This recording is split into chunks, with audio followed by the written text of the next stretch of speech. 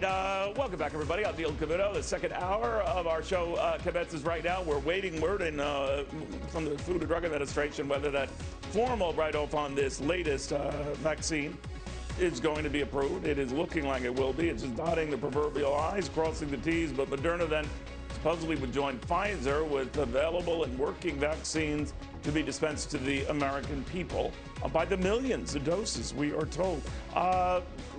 How it gets distributed is really an army of people and companies behind it. A logistics, really huge undertaking.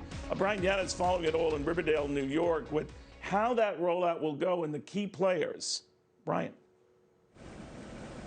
Neil, good afternoon. Today, Walgreens began administering the first doses of Pfizer's COVID-19 vaccine in long-term care facilities in Ohio and Connecticut. It is part of a Herculean and historic national effort to vaccinate 4.5 million elderly residents and staff members at these long-term care facilities. Here's video from inside one of those facilities in Ohio. The vast majority of the nation's 55,000 nursing homes and assisted living facilities nationwide have opted into a federal program that will deploy pharmacists from Walgreens and CVS to administer the vaccines beginning Monday, December 21st. Here's Walgreens.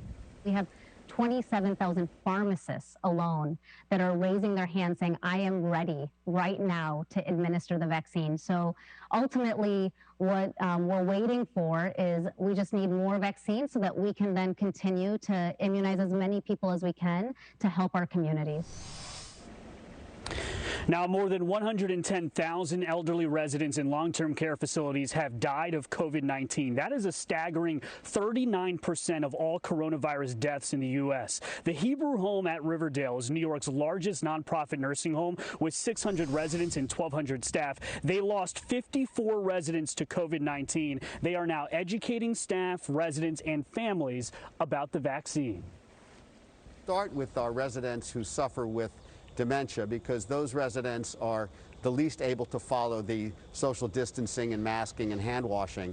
So we want to be sure that they're protected. And then we'll be doing 1/3 of our staff with each tranche.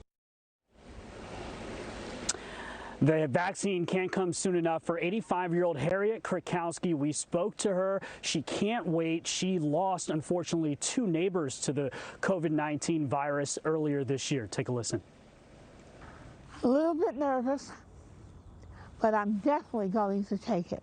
I became a great-grandma twice this year. I haven't seen the babies yet, which is hurting my heart. It really is.